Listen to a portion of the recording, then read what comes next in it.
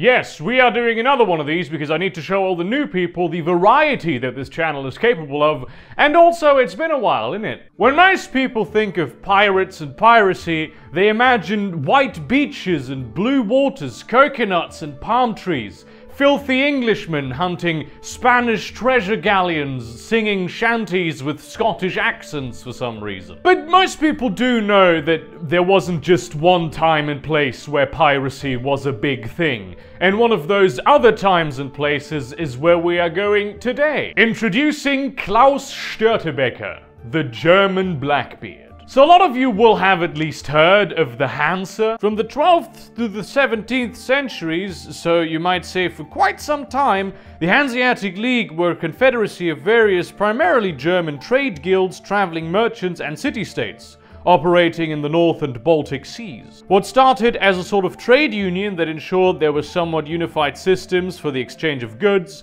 proper verification of purchases, and safety for merchant ships became an international trade superpower that didn't need an army to bring enemies to their knees. They're not a government as such, as they did not have any form of centralized leadership. As a matter of fact, the cultures and government systems of various Hanseatic cities could be extremely different from one another. Though there is technically not a capital, most of the executive business was handled right here, in Lübeck. They had a complex system of agreements and protocols by which they coordinated and kept the peace, which is not to say that there were never any conflicts between elements of the Hansa, but the organization did provide a functional framework to resolve these things peacefully, even if that didn't always work out. I'm not going to go too far into details because, as you can probably imagine, the Hansa changed a lot over the centuries. Historians tend to agree that the Hanseatic League was at the peak of its power during the year 1400, which coincidentally is also when Störtebeker was around. Klaus Störtebeker was born in 1360 somewhere in Lower Saxony and earned his name, which loosely translates to a guy who can drink good,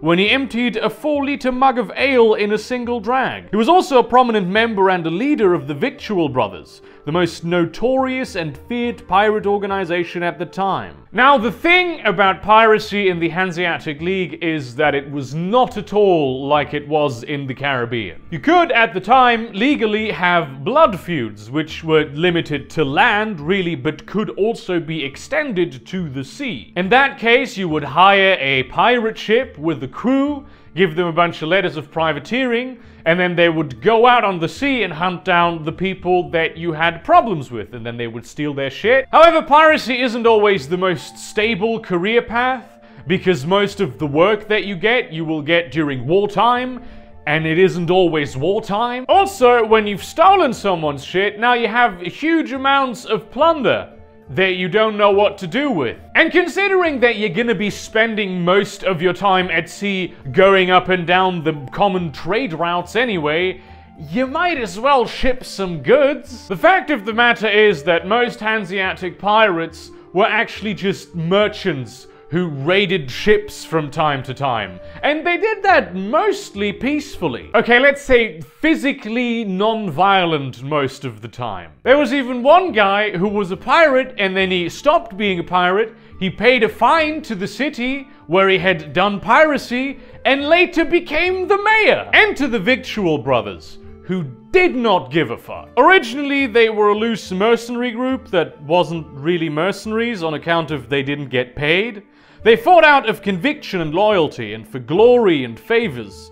At least that was the original version of the organization back when it was mostly recruited from the ranks of lesser nobility. Later on in the organization's history, when Störtebeker was around, they gained an ideological bent and were all about freedom and equality. This was a time when Europe was reeling from the loss of countless of lives after the Black Death, and there were a number of floods and other environmental catastrophes that sort of destroyed a lot of the agricultural revenues of the poor.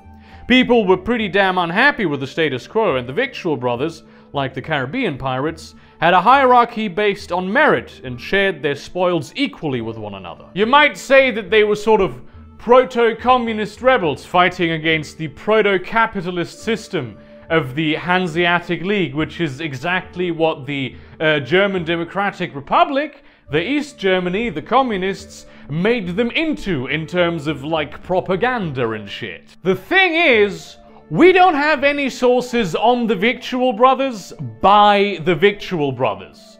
And so considering that most of the sources is either, oh, these are evil, bad pirates, or, oh, these are grand mythological heroes, it's pretty safe to say that we know next to nothing about them. We don't even really know if they were an organization as such, right? Being a Victual Brother might have been a certain modus operandi of being a pirate. Or it could have been like a political creed that doesn't have an organization attached to it. Störtebeker wasn't the only famous Victual Brother.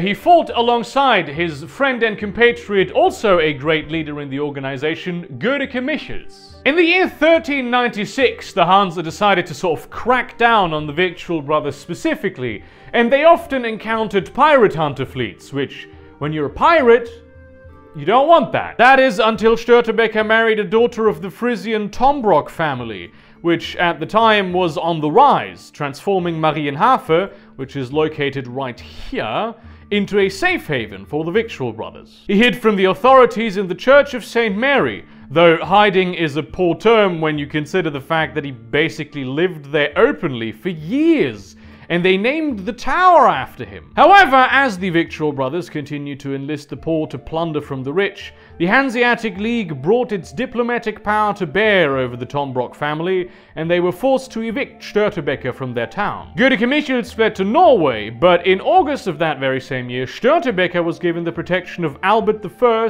Duke of Bavaria, which, if you know, like, geography, you will find that Bavaria is actually quite far away from the North and Baltic Seas. It's just that the majority of his holdings were in what we today know as the Netherlands, because that's how feudalism works, and he really operated primarily in that area. This essentially gave the Duke a private navy of sails that he could send, well, pretty much wherever he wanted. Because remember, the lines between pirate, merchant, and mercenary were very blurry back then. So Störtebeker was now working for a pretty powerful lord, and he was raiding the trade routes between Holland and England. And during all this time, he consistently managed to evade the pirate hunter fleets of Hanseatic cogs, which were Hanseatic warships, that was sent after him by the Hanseatic League. In Hamburg, which was a huge player in the Hanseatic League, this drew a lot of ire, and many very powerful political elements in the city and in the League as a whole decided to move forward so that a war fleet would be commissioned to secure trade in that particular area of the sea. And that is exactly what happened. In April 1401, this fleet, led by two Hamburgian merchants, encountered Störtebeker on the high seas. The battle raged on for many hours. There were dozens of ships destroyed, hundreds of men killed. The people from the Hanseatic League, they would train mercenaries with better equipment, better knowledge, but Störtebeker's Victual Brothers had the fighting spirit. In the end, the only ship that was still fully operational was the Painted Cow, under the command of the Hansa, which transported Störtebeker and his 73 surviving men to Hamburg to stand trial. There, Störtebeker told the city council that he and the Victual Brothers had a great treasure that was worth as much as a solid gold chain that could run the entire circumference of the city of Hamburg, which, for your information, was a pretty big city at the time already. The council, however, even though they knew the Victual Brothers had this treasure, flat out refused. However, Klaus Störtebeker, the mayor, offered Störtebeker one thing for his valiance in battle. His men would form a cordon. Störtebeker would be beheaded while running, and all the men he ran past after his head had been cut off would be pardoned. Störtebeker accepted this, and the execution took place right here, where Hamburg now sports this beautiful opera house. Störtebeker said goodbye to his compatriots and managed to run past every single one of them, 73 pirates in total, who now had to be pardoned. Infuriated by this, Michels broke his promise and ordered all the other pirates beheaded also, and their heads were displayed along the banks of the Elbe River to act as a warning against any other pirates who would dare go up against the Hanseatic League. Years later, Störtebeker's skull was recovered, and we got this reconstruction of what the man actually looked like. The only things that might have not been entirely accurate are the hair and the beard.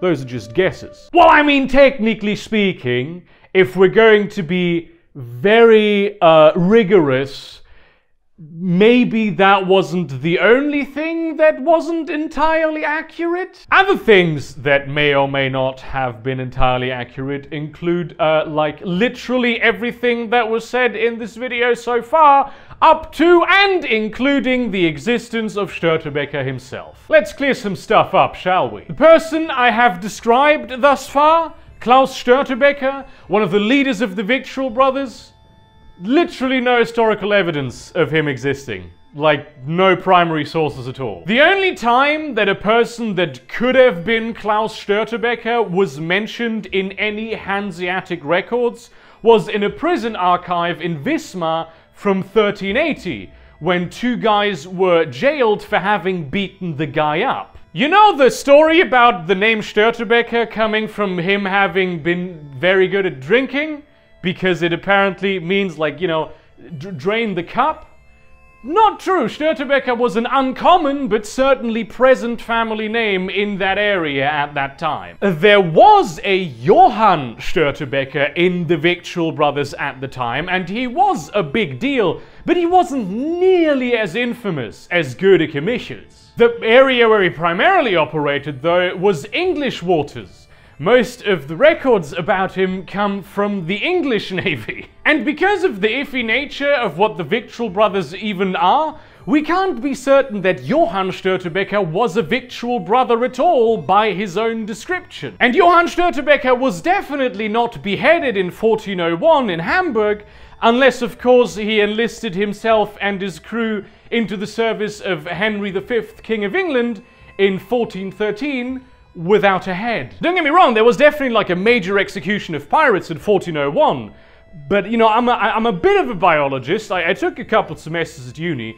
and let me tell you, in my expert opinion, 12 years without a head is a pretty long time. The guy I showed you earlier, what people think Störtebeker looked like, that's Kunz von der Rosen, a mercenary who lived like a century later. Some historian just stole the picture and claimed it was Störtebeker. This guy?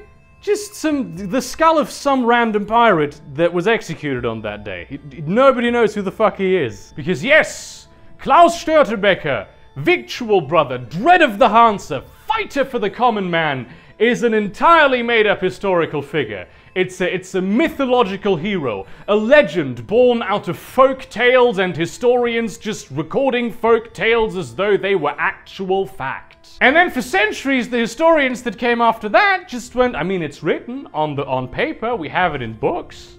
It must be true. It's only like in the last 50 years that historians looked at all this stuff with the modern rigor of scientifically accurate historical research and went, hang on a minute, this is all bullshit. But Störtebeker is still a big folk hero to a lot of people. He's the little man rising up against the oppressive powers. Everyone has their own relationship with the guy, you know? He's probably the biggest folk hero in all of Germany, and he's been propagandized by pretty much every political power since the 15th century. Streets, buildings, and beers were named after him because people usually assume that while probably some of the story that's being told about him isn't entirely accurate, at least the guy lived and we know his life story somewhat.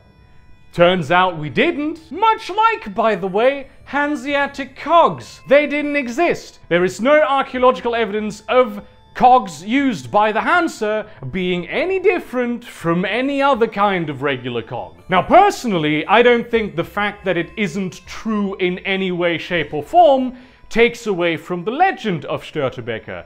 Because it's a legend. But like, especially in northern Germany, and especially in Hamburg, where Störtebeker is hailed as a folk hero, and people to this day put like Störtebeker lives stickers up everywhere, when you mention to them that there was no such historical figure, they might get mad at you. There have been historians who decided not to publish their findings because they feared retaliation.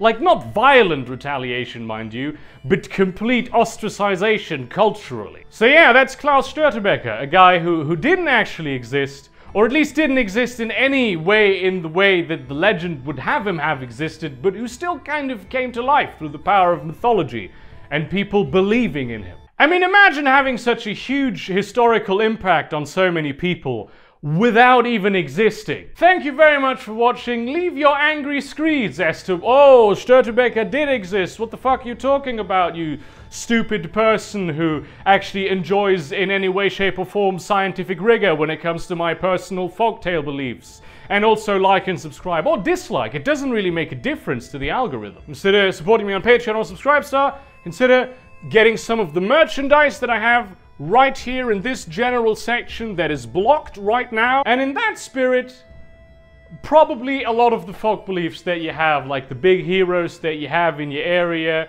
where, oh, the fucking Leonard the Wood person, he didn't really exist. He didn't really fight the Republican army of the Lord Cthulhu. He probably didn't exist. Good legend, right?